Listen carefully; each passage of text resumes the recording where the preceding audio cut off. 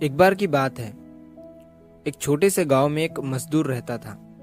वो रोज मिट्टी खोद कर निकालता, अपने गधे पर लादता और उसे बेच दिया करता था।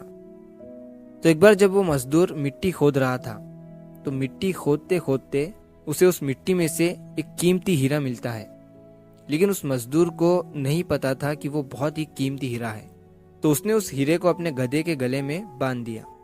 एक दिन जब वो गांव से अपने गधे को लेकर जा रहा था, तो एक सेठ जी थे उसी गांव के, जो उसी गांव में एक छोटी सी किराने की दुकान चलाते थे। तो उन्होंने जब उस गधे के गले में उस हीरे को देखा, तो उस मजदूर से पूछा कि ये तुम्हारे गधे के गले में क्या है, बड़ा चमक रहा है।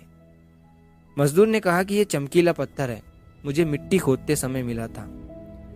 अब सेठ जी को वो चमकीला पत्थर पसंद आ जाता है और सेठ जी उस मजदूर से उस चमकीले पत्थर को 50 रुपए में खरीद लेते हैं और वो उस चमकीले पत्थर को अपने दुकान के तराजू पर लगा देते हैं। अब जो भी सेठ जी की दुकान पर आता, उस चमकीले पत्थर को देखकर उसकी बहुत तारीफ करने लगता। तो एक बार एक जौहरी सेठ जी के दुकान पर आता है और जब वो उस कीमती हीरे को सेठ जी के तराजू पर लटका हुआ देखता है, तो वो जौहरी समझ जाता है कि ये कीमती हीरा है। वो सेठ जी से पूछता है कि ये क्या है और इसे आपने तराजू पर क्यों लटकाया हुआ है। सेठ जी उस जौहरी से कहते हैं कि ये एक चमकीला पत्थर है, मैंने एक मजदूर से 50 रुपए में खरीदा था। वो जौहरी सेठ जी से कहता है कि क्या तुम इस चमकीले पत्थर को मुझे बेचना चाहोगे।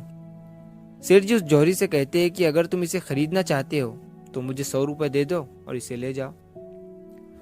अब वो जौहरी जो था वो बहुत ही कंजूस था।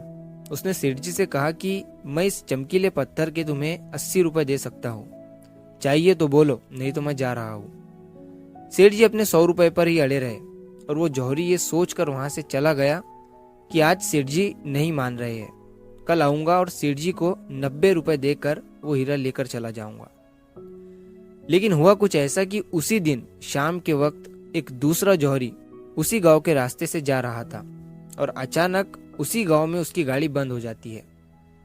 जब तक ड्राइवर गाड़ी को रिपेयर कर रहा होता है, वो जौहरी सेठ जी की दुकान पर कुछ लेने के लिए जाता है और जब वो उस हीरे को तराजू पर लटका हुआ देखता है, तो वो सेठ जी से उसे खरीदने के बारे में पूछता है। सेठ जी भी उसे वही कहते हैं कि 50 में लिया था, आपको 100 रुपए में दे दूंगा। वो जौहरी बहुत होशियार था, उसने एक सेकंड भी वेस्ट नहीं किया और तुरंत सेठ जी को 100 रुपए देकर वो हीरा लेकर वहां से चला गया। अब जब दूसरे दिन पहला जौहरी सेठ जी की दुकान पर आया और जब उसकी नजर तराजू पर पड़ी, तो उसे वो हीरा वहां नहीं दिखा। उसने सेठ जी से पूछा कि वो चमकीला पत्थर कहाँ गया। सेठ जी ने कहा कि वो कल तुम्हारे जाने के बाद एक दूसरे साहब आए, उन्हें वो पसंद आ गया और उन्होंने 100 रुपए देकर मुझसे वो खरीद लिया। अब ये सुनने के बाद उस जौहरी को बहुत पछतावा हुआ और उसे गुस्सा भी आया। तो उसने गुस्से में सेठ जी से कहा कि तुम कितने बड़े बेवकूफ हो, वो कोई चमकीला पत्थर नहीं था, बल्कि वो बेशकीमती हीरा था और तुमने उसे 100 रुपए में ही दे दिया। अब ये सुनने के बाद सेठ जी ने उस जौहरी से कहा कि साहब, ऐसा है कि मुझे तो पता नहीं था कि वो बेशकीमती हीरा है और आपको ये पता होने के बावजूद भी आप कल मुझसे 20 रुपए के लिए झिकझिक कर रहे थे। तो मुझसे बड़े बेवकूफ तो आप हैं, जिन्होंने 20 रुपए के लिए एक कीमती हीरा खो दिया।